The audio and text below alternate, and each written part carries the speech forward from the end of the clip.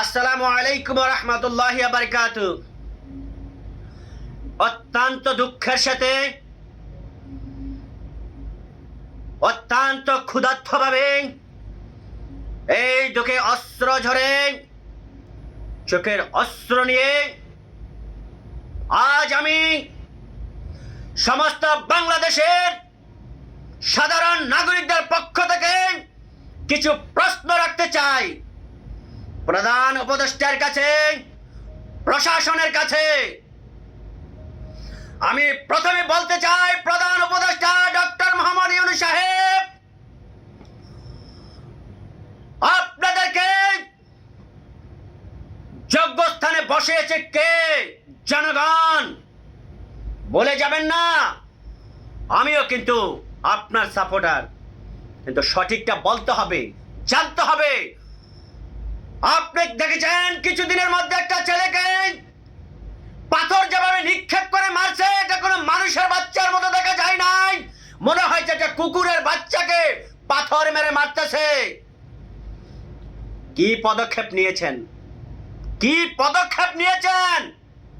জনগণ জানতে চায়, প্রশাসনের কাছে জানতে চাই। আপনারা কি দেখেন নাই? এখনো কি ঘুমিয়ে আছেন? প্রথম দিন চলে গেছে যে ছেলেটাকে পাথর নিক্ষেপ করে মেরেছে। এভাবে কোনো মানুষের বাচ্চাকে মারতে পারে না। মনে হয়েছে কুকুরের বাচ্চাকে মারতেছে। এটা কোনো মানুষের বাচ্চার মতো দেখা যায় নাই। আমরা কোন সভ্যতায় আছি? কোন দেশে বাস করছি? এটা কি স্বাধীন দেশ? এই জন্য কি দেশ স্বাধীন করেছি? দ্বিতীয়বারের মতো আমার সন্তানদের রক্ত এখনো শুকায় নাই, সেই ছাত্রদের রক্ত এখনো শুকায় নাই। এখনই এই অবস্থা হচ্ছে আমাদের সোনার বাংলাদেশে। প্রশাসনকে বলতে চাই, আপনারা নাকে তেল দিয়ে ঘুমাবেন না। এই পরিণতি আপনাদেরও হবে। আপনারা দেখেন নাই বিডিআর হত্যা? বাসায় ঢুকে ঢুকে বড় বড় অফিসারদের গুলি করে মেরেছে।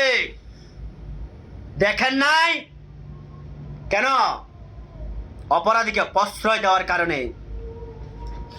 আমি ডিসিএসপি কে বলতে চাই, এই অবস্থা আপনাদেরও হবে।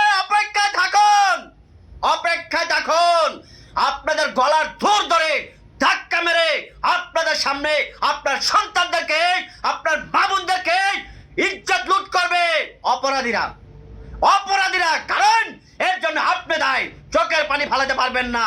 আমি বলে দিচ্ছি, এই সময় আসতেছে। অপরাধীদের আপনারা প্রশ্রয়